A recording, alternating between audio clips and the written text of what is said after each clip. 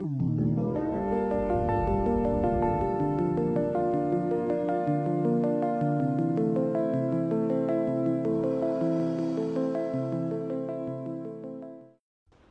as a heads up, I'm testing out a new microphone this week.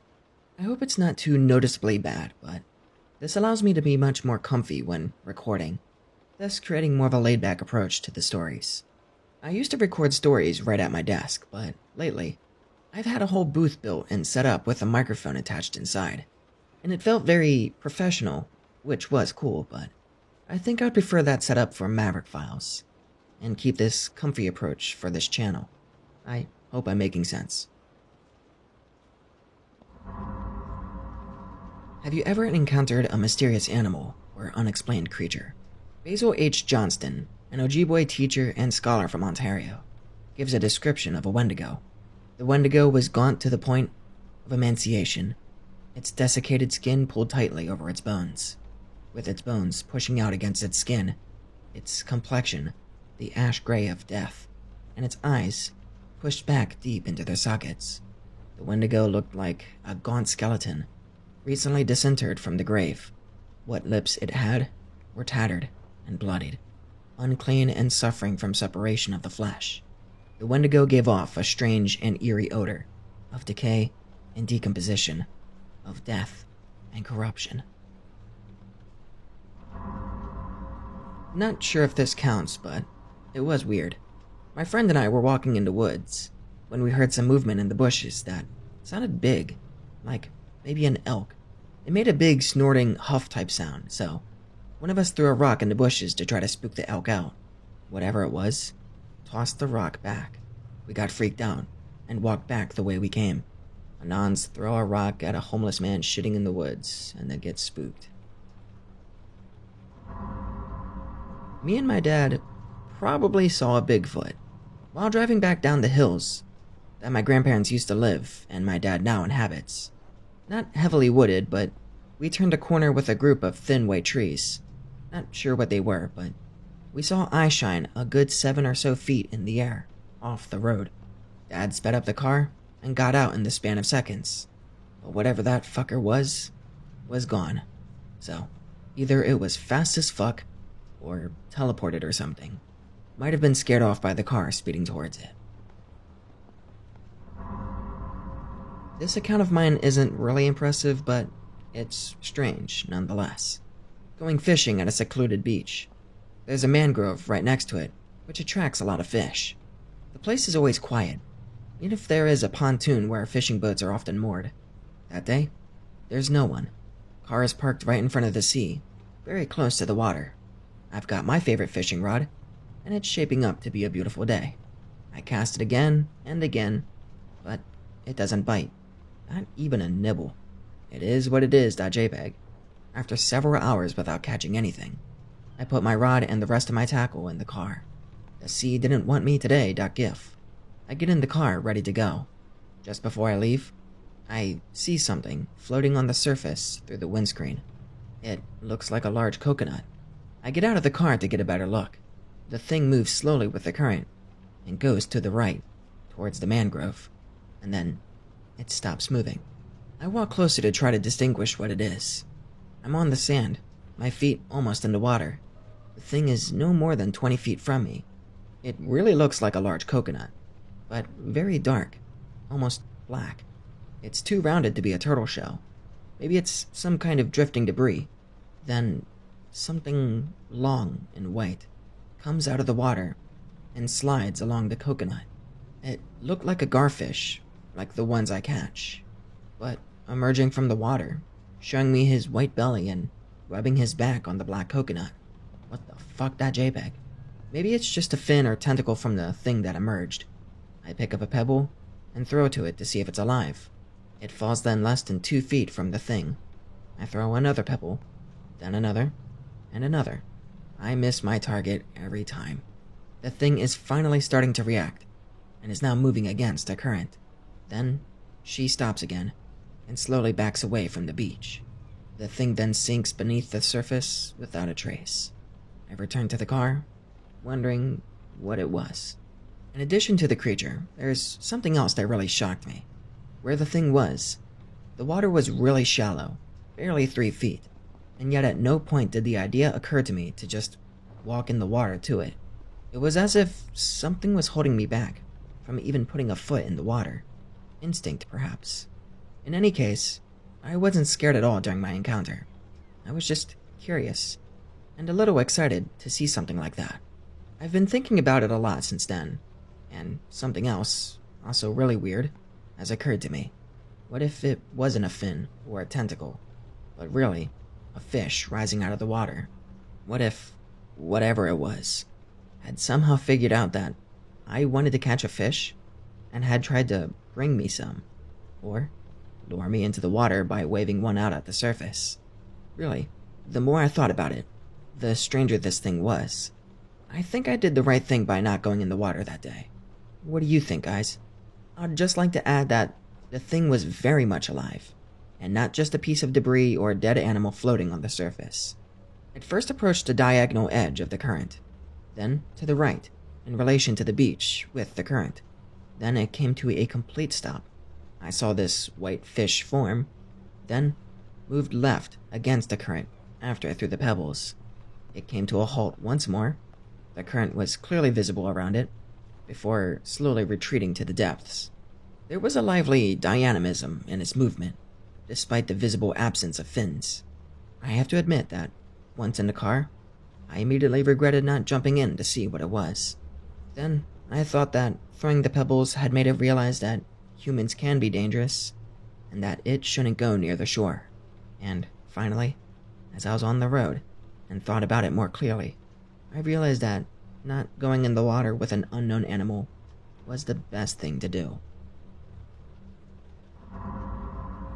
I know someone who has seen a werewolf-like beast on his way home in the evening. He was passing by in his car on a small road between two villages.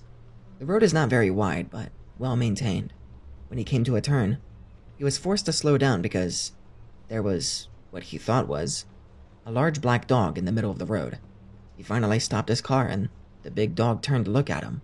And that's when he realized it wasn't a dog, because the beast then moved to his right door, and its front legs were much too long, like arms.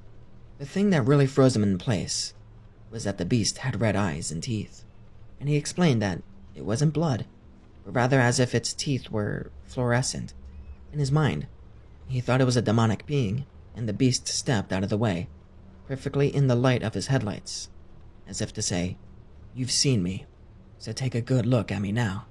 After that, the beast crossed the remaining stretch of the road to the road's safety rails and jumped over them. He said that, behind the safety rails, there was a deep drop, and below it, a shallow stream. He also said that the beast wasn't afraid of him at all, but seemed surprised by his presence. What also scared him a lot was that he used to drive along this road late at night, but on a motorcycle, rather than in a car, and he's pretty sure that if he'd been on a motorcycle, the beast wouldn't have let him off so easily. Be dicking around after dark in a nearby national forest, with my buddy who's military, hear odd barking. As it gets closer, decide it definitely isn't a dog. It sounds like a mix between a human barking and a dog coughing. Decide to head back to car. Barking follows. Buddy throws a rock to chase whatever it is off. Cue blood-curdling yell or scream. Nope. I've ruled out foxes, coyotes, and mountain lions. It was pretty concerning. Same buddy and I go to an abandoned dam at night. Buddy goes in, I stand watch. He books it out in less than 10 minutes. And on, there's something in there. Decide that's enough for one night. Head to the car. It's a ways away. Buddy steps away to piss. He takes the flashlight. Anon! What the fuck, it's coming from the wrong direction. Anon! Sounds angry, but I ain't going back towards the dam. Buddy eventually comes back, looks pale. Did you call my name, Anon? I didn't. Nope, back to the car, at double speed. OP here, with more cryptid content. In the early fall of 1987, George Holloman Jr. was heading home on his bicycle just past midnight. He stopped and began smoking a cigarette when something caught his eye. What he initially believed was a tree stump suddenly rose, revealing itself to be a 7 or 8 feet tall humanoid. A car drove past, with the headlights making the creature's eyes appear to glow red. As the car passed by, the creature retreated into the forest. Holloman allegedly told the police of his encounter, stating the creature was a quote-unquote haunt. Holloman only came forward after the most famous sighting, which took place in June 29th, 1988. 17-year-old Christopher Davis was driving home from work at 2 a.m. when one of his tires went out. He pulled over on a road next to Scape Ore Swamp to change his tire. After changing his tire, he began walking back to his driver's side door when he saw a giant reptilian creature bounding towards him. Davis got in the car and began the drive. The creature tried to grab the car and failed, then jumped onto the hood of the car. The reptilian was eventually thrown off the car as Davis swerved back and forth across the road. I looked back and saw something running across the field towards me. It was about 25 yards away, and I saw red eyes glowing. It ran into the car, and as I locked it, the thing grabbed the door handle. I could see him from the neck down. The 3 big fingers, long black nails, and green rough skin. It was strong and angry. I looked in my mirror and I saw a blur of green running. I could see his toes, and then he jumped on the roof of my car. I thought I heard a grunt, and then I could see his fingers through the front windshield, where they curled around on the roof. I sped up and swerved to shake the creature off. Upon making it home, Davis found that the driver's side mirror was twisted off, and deep claw-like scratches were found on the roof and the door. However, there are no photos of the damaged car. Davis was going to keep the encounter to himself until 2 weeks later, when the sheriff asked the public for information regarding a strange attack of another vehicle.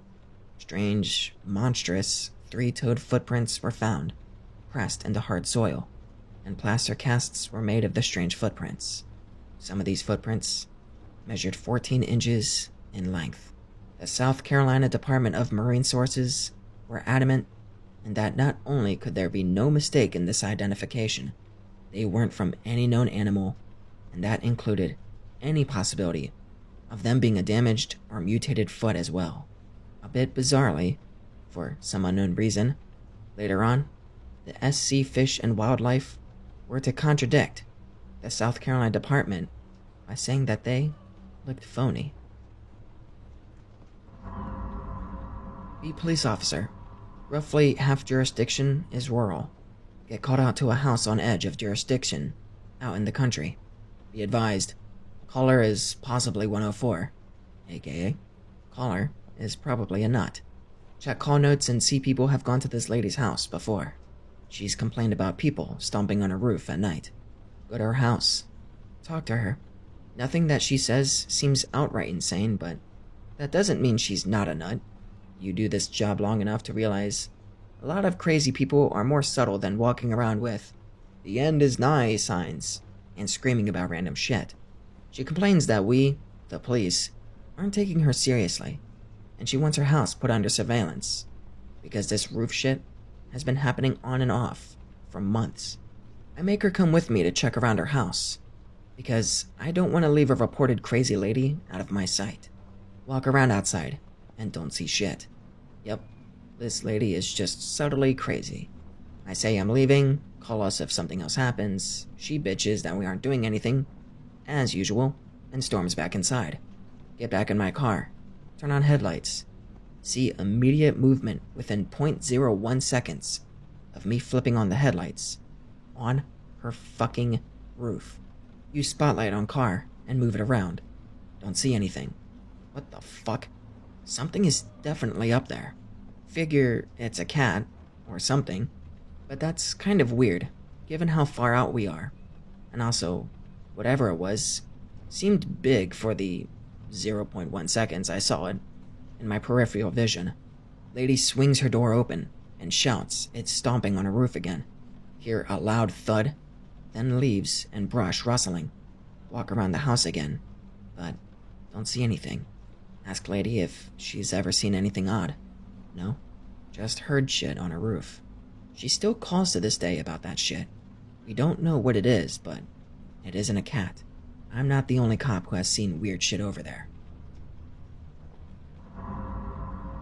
When biking back from some party late at night with friends, when we were around 16 through the dunes, we saw some tall thing standing next to the road. It was hunched over slightly, over a flower bed with what to us seemed like a witch's hat. Normally you hear owls and shit, but it was dead silent this time. Now, in this area, there were some wacky characters, such as a lady who dressed up as a witch and walked around at night. So one of my friends thought it was, obviously, that weird woman, and approached. When he got semi-close, the creature stood up straight, and it was so much taller than a regular human. So, we took off real quick. The thing I can remember is that its head was pyramid-shaped, instead of it having any organic form. I'm pretty sure no one looked back. I sure didn't. While we cycled for our lives. And we never really talked about it much afterwards. I don't understand why you never talk about it afterwards. That shit would stay on my mind for the rest of my fucking life if I saw a pyramid head woman with a witch's hat. How are you just gonna be like, oh my god, we cycled back home for the rest of our lives? Anyway, never talking about that again. Fuck, man. Such a peeve.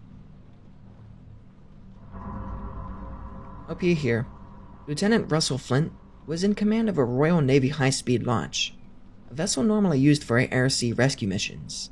He was taking the approved route through the Caledonian Canal, and began to pass through the Loch Ness.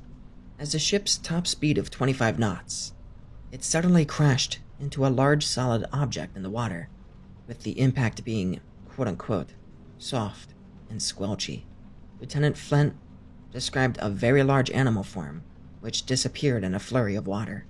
The bow of the boat sustained actual damage, and the lieutenant was forced to contact the Admiralty about the incident. Witches in Mexico can only be truly killed with, quote-unquote, reverse decapitation. Their heads detach when night comes, and they become fireballs, or some other element, and go around cursing people and draining life from them and shit. They might even marry men and make them fall in a deep sleep, so they can still go out and do shit, while no one suspects of them being anything more than a housewife.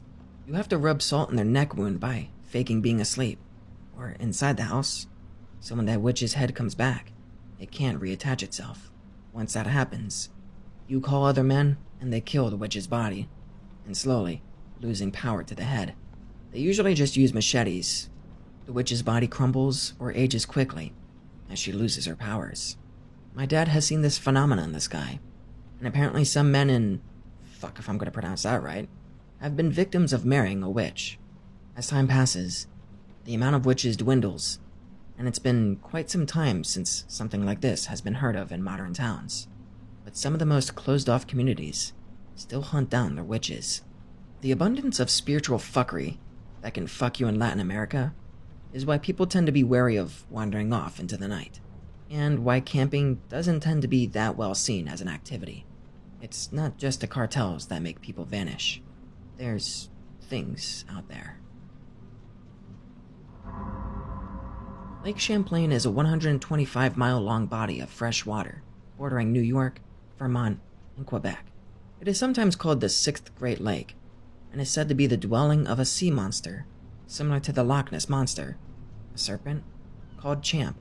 There have been over 300 recorded sightings of Champ, and there are older legends of sea serpents in Lake Champlain. The Mohawk called the creature Onyarkawa, or something like that.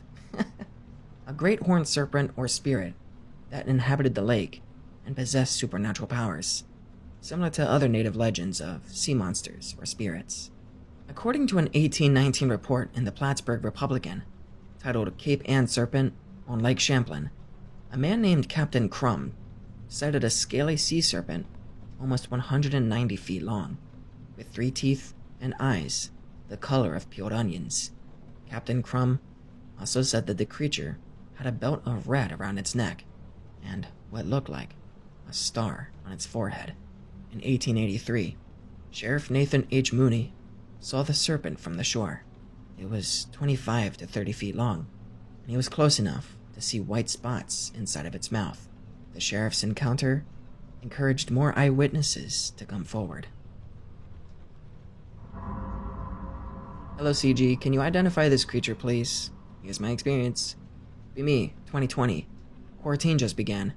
Drive 60 kilometers away from the city I live in, to the house I inherited from my grandparents, so I don't have to be locked up in my tiny apartment.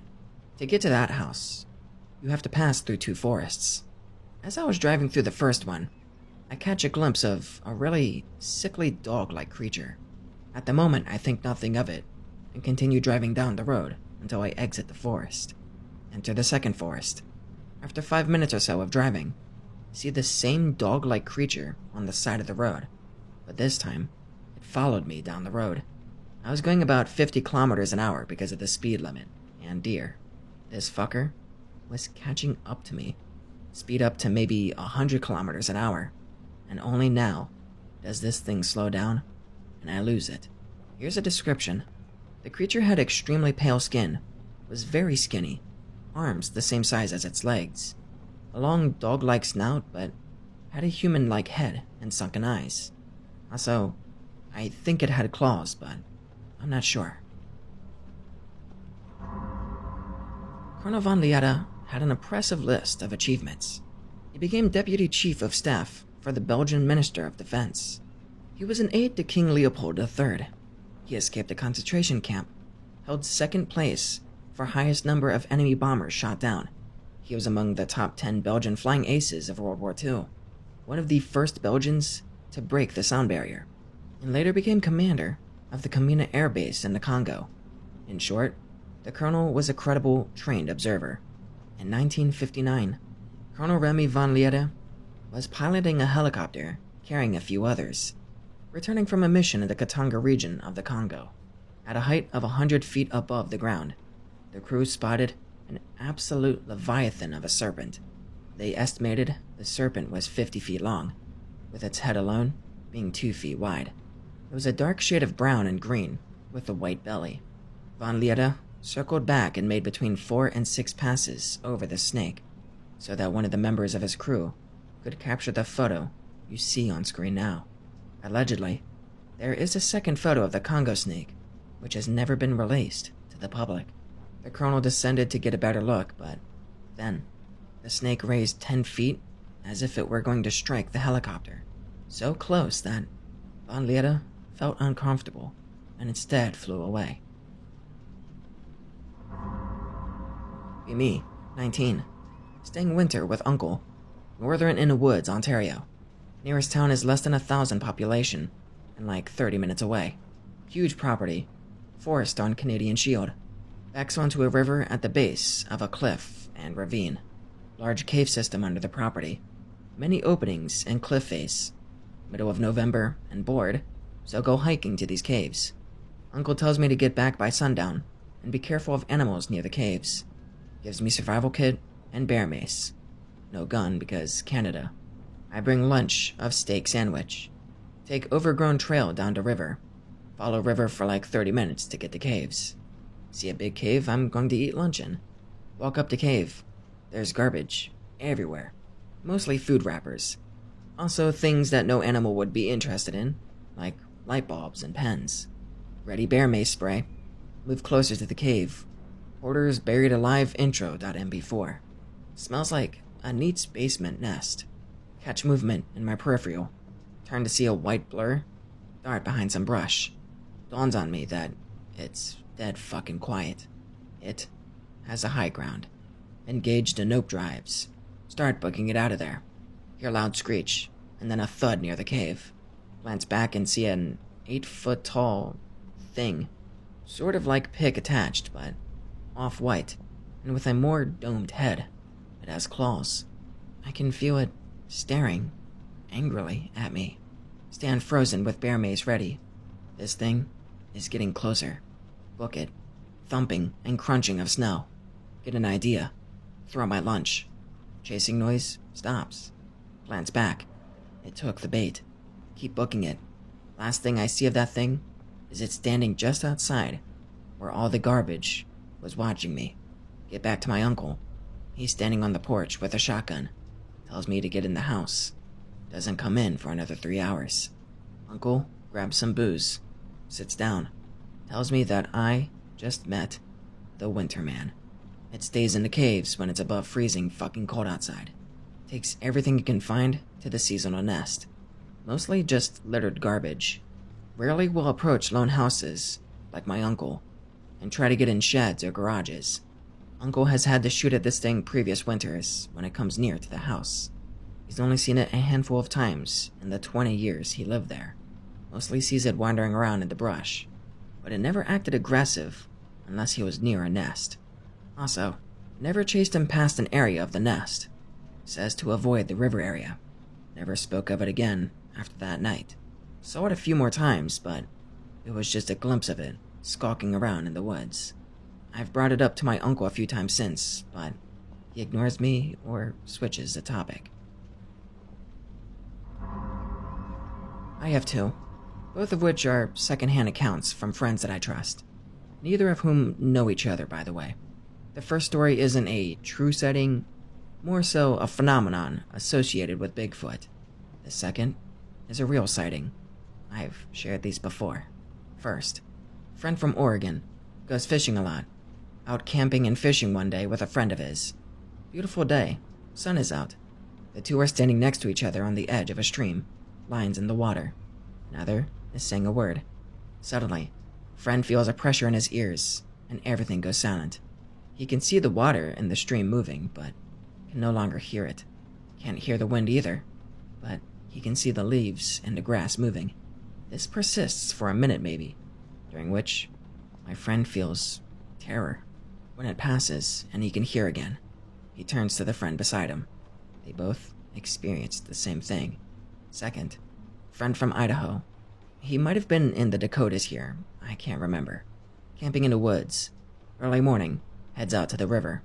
Stands there for a moment surveying the trees on the opposite side. It's fall. Trees are red and yellow and brown. Suddenly, friend sees something big stand up on the opposite side of the river. Stands on 2 feet with arms beside it. Blends in very well to its environment. Dark reddish fur all over its body. Face is hard to make out, except for the very dark, shiny eyes. Friend and thing stare at each other.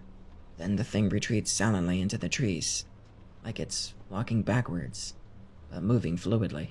Friend never feels threatened or even scared, but decides to leave the area anyway.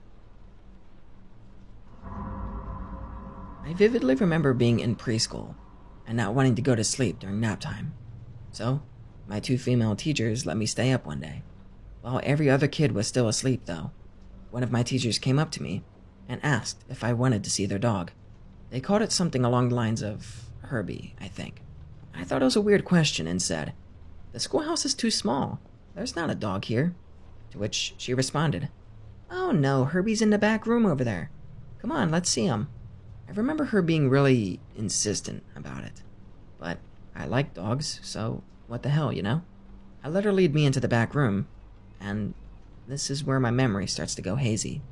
But I remember, instead of coming in with me, she closed the door after I entered. It was like some kind of boiler room, dark, with dim orange lighting. And I remember backing up into a wall because there really was a dog inside. It was a huge, rabid-looking thing with a black coat, and it was chained up to something. And it started barking and lunging at me, but the chain kept it back. Every now and then, when it got tired and sat down, I would rush toward the door and slam open it, jiggle the knob, which was locked, and generally shit my pants, crying the entire time. And then, finally, they let me the fuck out. I had been in there for so long. The rest of the kids were up, and it was nearly time to go home. But I remember the 2 teachers looking at me all concerned and asking me what was wrong. I pointed at the door and cried out, "The dog!" The one who locked me in there in the first place said, "You mean Herbie?" She then proceeded to open the door and pulled out a giant orange dog plushie I had never seen before. The rabid dog I had seen before was nowhere in sight. To this day, I still have no fucking idea what happened there, but I never told anyone, and I convinced myself I made it up. I am shocked I have never seen this mentioned on X, or really, at all online, but there are ruins in Montana that are really out of place. The area is, or was, guarded by the US military and black trucks, claiming that the site is a missile site, but in reality, the locals all know what is there. I will green text my experience the one time we went hiking and didn't encounter any G-men. Be 14 years old, living in Billings. Grandparents live in Yak, Montana. One summer during the second Bush administration, my parents sent me up to Yak to spend some weeks with my grandparents and cousins. The first few days, it's rough going on my grandparents' farm, dealing with basically living off the grid.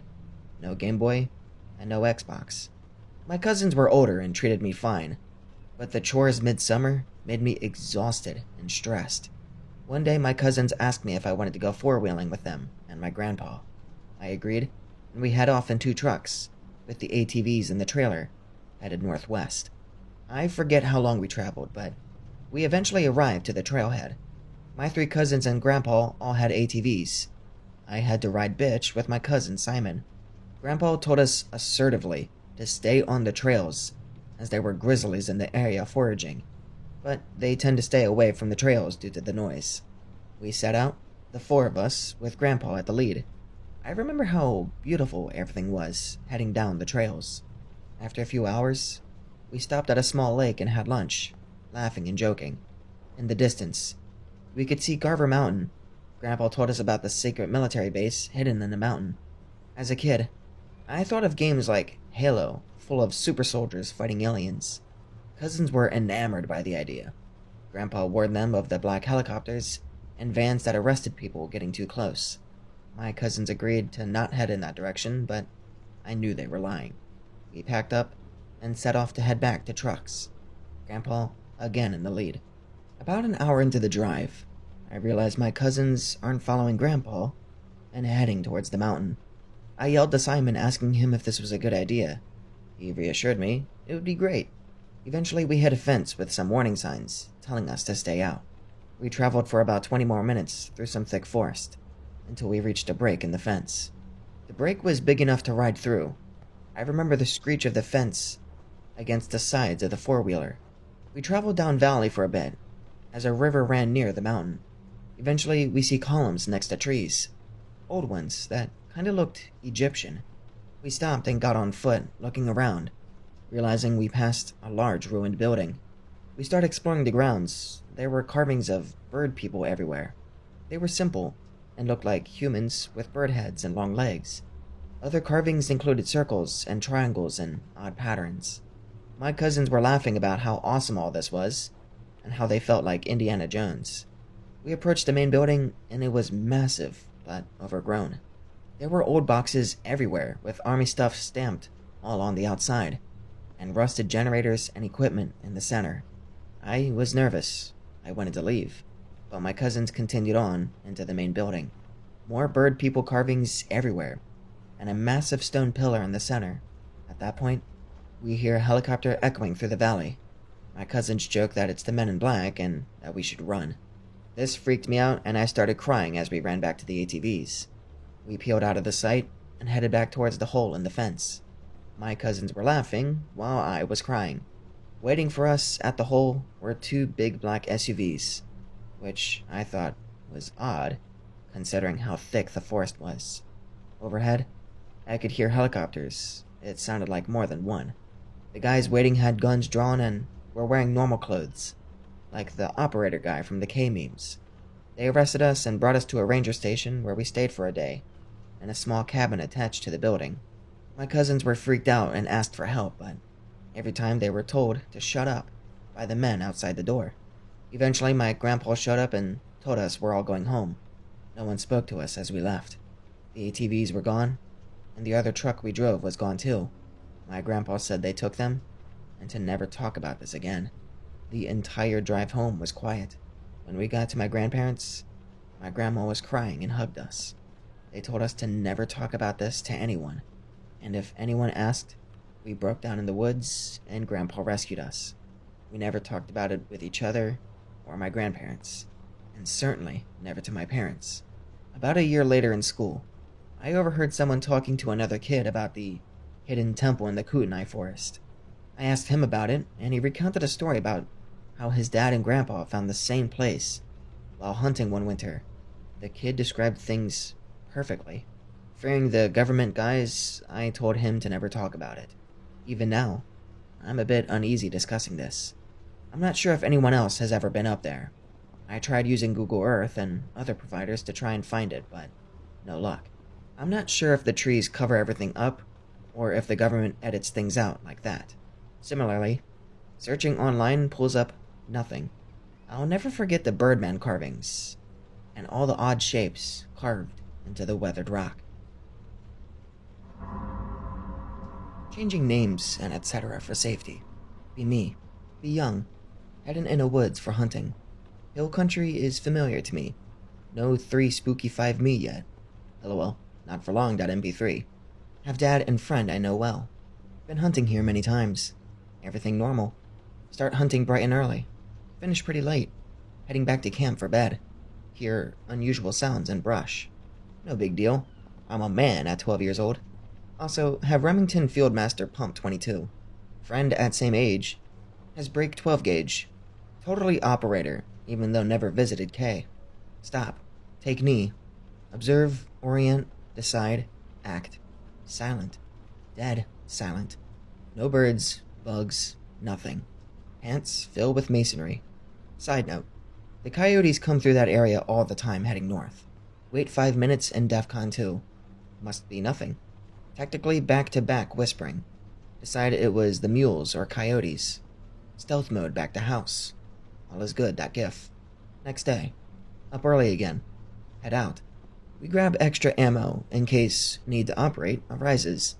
Nothing the whole day. Head back to house. No encounters or spooks. Must have been imagination.jpg. Time to let my guard down for even a second.png. Bed. We go to bed early because we get up so early. Dad wakes me up around 11. Wants a burger. Weird, but okay. Wake up Brick, my friend. We watch TV on guard until he returns. Jimmy's inexplicably rustled.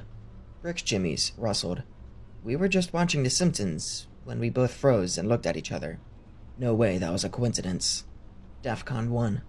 Now, shit hits the fan. Mute TV. Hear something outside. Why now that Dad is gone? Lock and load. Hear thumps and scratches on door. Enough masonry in our collective pants to rebuild the Colosseum. 12 times. At 3 times scale replica. Nope, that JPEG. Stupidly decide to engage whatever it was. Tactically out of house. Blacker than the deepest cave on Earth. Stand in front yard wondering what do. Maybe we should get flashlights. Tactically back into house. Tactically back out. Element of surprise totally gone as Brick trips on stairs coming out of the door and knocks both of us flat. Flashlights go flying. Operator enough to retain firearms, though. Damn you, you uncoordinated... Immediately stop to raid, as we observe eyes glowing from within. DEFCON 0. Eyes disappear. Must be okay now, lol. Dad returns from Burger Bell, maybe from Kentucky Fried Tacos. Parks truck. We're still outside in DEFCON 0. Dad approaches. Sees us with guns, surrounded by brass and flashlights 10 feet away. Dad hits DEFCON 2. Takes this stuff pretty seriously because stuff's happened before. Ex-CIA operator activated. Tactically to us. Sit rep. Explain. Grab lights and reload. All is good now that Dad is here. MP3.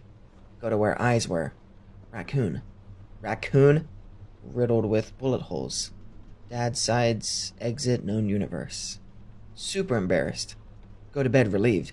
Next day, head out again. Around 4 to 5 p.m., Jimmy's inexplicably rustled. Weird that gif. Observe, orient, decide, act, activated. Dead silent in the woods again. Something's up, that JPEG. I'm watching rear while Brick is spotting forward. Forgot to describe position.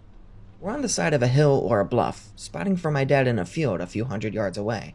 200 to 300 foot drop in front of us. Hill slopes down behind us. Thickly wooded. As watching back, see movement. Indistinguishable through thick brush. Moving like a cat stalking something. Mountain lion, maybe. Tactically, alert Brick. Both watching rear now. See pick related through trees. DEFCON negative 2,938. Thing looks about 15 to 18 feet long. Weird orange color. Like a tiger without the stripes, and is too skinny in the body. What hard? Nope. Is stalking and crouched watching us.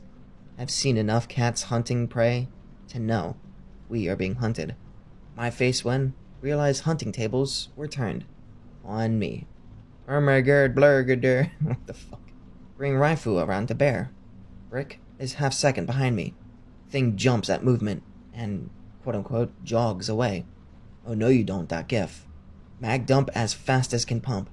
Herd smacks. Critter continues to trot undisturbed. Feels worse than low 9mm. Low 22 LR. I'm assuming Brick's number 7.5 shot had about the same effect. Tactically nope, back to house. By that, I mean we sprinted back to the house fast enough to set a new record. House is about 1 mile away. Still sprinting when house is reached. So tired that MP3. Tactically into house. Full lockdown initiated. Hiding in bathtub with guns pointed at door. Tell dad when he gets back. He concludes it was either the nearby military base's escaped Delta SEAL recon top secret project or another raccoon. He thinks it was a raccoon. My face when. Be me. Be same place. Many years after the first story. No spooks since that last one with the cat thing. Paranoid regardless. Me, Brick, and Cannon Penis. By ourselves. First trip we convinced our parents that it was a good idea to let us go by ourselves. Have upgraded arsenal by this point. And then this just becomes a whole bunch of Cade jerk-off right here. Between the three of us, we have 300 Win Mag, several shotguns, a WASR, 1063, AR, some 22s, and several sorted handguns. I'm sure you do. First trip by ourselves. Nobody break anything. Within 5 minutes of being there, CP tracks mud into house. Copious amounts of mud, the color and texture of diarrhea. Spend rest of night cleaning instead of operating. Before bed, we collectively take group bathroom breaks. No working toilets in house. One person goes, while two stand guard. Having had several B&E and various other encounters in the past with the coyotes, we are always armed. My face when CP trying to drop deuce, while holding his scoped 300 balanced, off of his knees. Scarred for life.png. Return to house to find door, left open. Open equals nope backwards. Fuck, okay. We always close all doors when leaving. DEFCON 1. Stack up on door. SWAT kick it open, and tactically into house. We hear friend running down hallway just out of sight. Pest control, I would like to report an infestation. Tactically clear house while listening to friend struggle with window. No, we have plenty of time. Nobody's opened those windows for years. Get drinks, eat lunch, watch TV. Still hear friend struggling with window for all he's worth. Smash, tinkle, dink, shatter, clink. Damn it, got MP3. Tactically back-to-back bedroom. He got away. My face when I realize there's now an angry friend running loose in the woods. My face when I realize he's probably called his cartel buddies to make us disappear. Lockdown activated. We secure the house by locking down the windows and doors. Stacked all movable furniture in front of the doors that we wouldn't use. Set up Normandy tier defenses facing the front door. Only one unbarricaded, and one we found open. Wait some more. We started around 10 p.m. Is now around 2 a.m. Bored. So bored. Hey, CP. CP screams. It was so quiet that the very act of speaking sounded like the sun just exploded, and it startled CP. Nearly ND'd the wall. Do you think they're coming back? No. Let's go to bed. Everyone sleeps with handgun under pillow, and long gun within reach. I suggested we take shifts, but no. Around 4, wake up to headlights coming through barricaded windows. DEFCON 1. CP and Brick are so dead asleep, no amount of artillery could wake them. Grab 1063, and tactically to window. No cars, no people, just open field. What? Walk back into bedroom. Flashback to scene from Predator, as I am suddenly greeted by mysterious red dots that congregate on my chest. Tactically scream like a little girl. Untactically wake Brick and CP, and watch them fall out of bed spewing bricks from every orifice. Realize I forgot that we jury-rigged our spare lasers to a tripwire. My face when realize Friendly fire is turned on, and the friendlies aren't happy. Return to bed. Sleep like the dead. Wake up next morning to sunshine, happiness, and pissed off roommates. Long explanation why I woke them up for quote-unquote no good reason. Excuse not valid. Please check area code and try again. Go in the woods to track friend. Tracks lead to cold campfire ashes and various garbage and discarded clothing. Looks like they packed up in a hurry. I wonder why. At least, in my dreams, they were terrified by our 5-star no-scope 360 dynamic entry. Search around camp. Rick finds tracks just off in the brush line. Look like Bobcat tracks, but way too big. PTSD Vietnam-style flashback to giant orange escaped bioweapon. Rick was suddenly covered in bricks, while CP was dealing with a severe case of rebar and concrete. Tactically nope, and OODA. Back to back. Conclude that they were running from the thing and we should be safe, as it's been gone for a few hours. Continued to follow tracks like the morons that we are. They make a roundabout loop past our house. That explains the flashlight.jpg. We should have brought a wheelbarrow for all these bricks, that gif. Follow tracks deeper into brush past house. Find blood. It's dried. Few hours old, but it is blood. We now have a yellow brick road from the campfire to where we are at that time. It must have gotten one of the Mexicans. Tactically a long trail, DEFCON 0. Trail continues on and off till it reaches a nearby river, where it's apparent they started swimming due to the loads of junk they left on the riverbank. Tactically stare at junk, trying to decide what to do. CP was supposed to be watching back, but nope. I'm the paranoid one who's overreacting. We don't need to watch back. Rock narrowly misses Brick's head and lands in the river. Tactically 180. All is quiet. What is this, a joke? CP, do you think this is funny? Why weren't you... Thunk.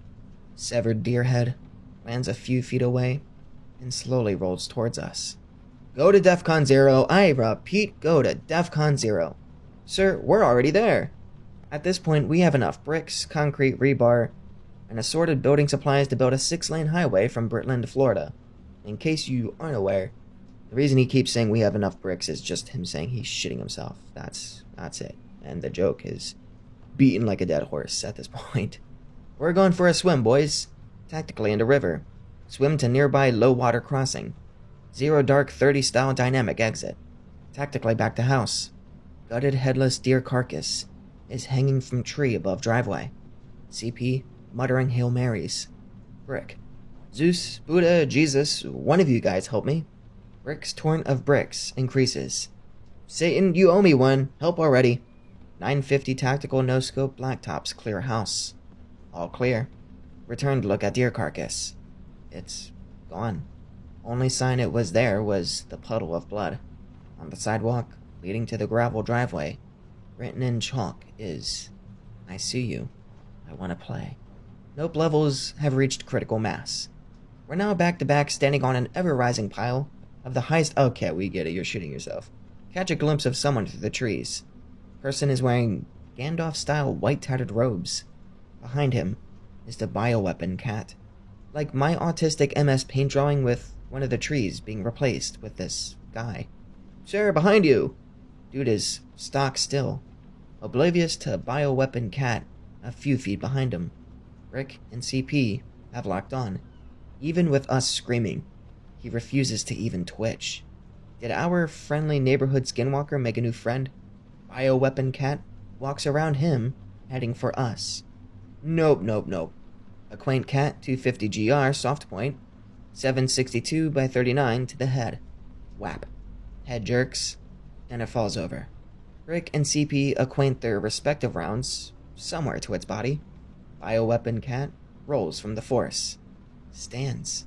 The remaining 29 rounds follow cat as it runs over a hill.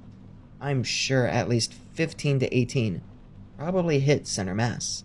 Unsure about Brick and CP, but I know they mag dumped. Reload. Wait, where'd that guy go? It's getting dark, but decided to check for blood splatters. Tactically over to where it was. Find decent amount of blood and what appears to be chips of bone. Should we follow it? No, it's getting dark. But we should finish it off.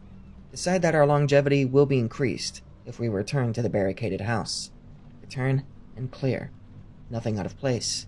Stay up late, jumping at every noise. Finally crash. Once again with no guard posted because there's no need to worry, we lock the door. My face when I realize we're all going to die in our sleep because these lazy jerks don't want to keep watch. Wake up, alive and well. We're all very surprised to have lived through the night. It's about 10 a.m. right now, and the bedroom we're all crammed into was selected because we can cover all the doors via an indoor window, hallway, and through another large room. Awake and cooking breakfast. Me without pants in bedroom because I needed a pair with less bricks in it. Hear what sounds like gravel crunching on driveway. Hear Brick screaming something unintelligible from the kitchen. He doesn't have a sidearm because he doesn't care. Lol, now he's going to die because he didn't listen to me. Stop lolling when I hear the door open. Take back all the lols when I realize I'm going to die without any pants on. Grab 1063 and prepare to die fighting. Mount Bayonet and charge for Mother Russia. Nearly skewer Brick charging in the opposite direction, like the cowardly pleb he is. Battle charge to encounter two large fat rednecks in kitchen. Huh? Almost mag dumped and bayoneted my cousins, who decided to drop by unannounced. Almost mag dumped and bayoneted them again in my anger that my battle rage had been awakened needlessly. To this day, I can still remember the look on my cousin's face when they realized that they were almost killed by a half-naked teenager. Screaming incoherently chased them out of the house, jump in their truck, and race away. They were probably going 70 to 80 on a little dirt road meant for 30, tops. Come to my senses, return to the house, and lecture Brick on always carrying a firearm. That pleb takes off his tactical gear and camo and puts on blue jeans and a purple t-shirt. My brush with death made me realize I wanted to be wearing nice clothes at my funeral. I literally have no response for this. CP comes out of the bathroom in boxers with a toothbrush in hand. Did I hear yelling or something? Sounded like someone was yelling something about the glory of Russia? Poker face. Finally tired of being psychologically attacked by a giant space cat, the local skinwalkers, and Brick's refusal to put his camo back on and carry a firearm, I insist we call it a day and head back home. We pack up and leave. No sign of cat or skinwalkers for many years. 1 month ago, we were there again. Saw something big and indistinct moving through the trees. It's back. Why can't it come back when we have more pairs of pants? And I can convince Brick to carry a gun and wear camo. I like how they just gave up. Like, hell yeah, man, your story sucked. Might as well just give up. But also, it's 2014, so a lot of this is aged. This probably would have been super funny and entertaining if this was like nearly 10 years ago, so we gotta give them credit. We gotta be okay with this.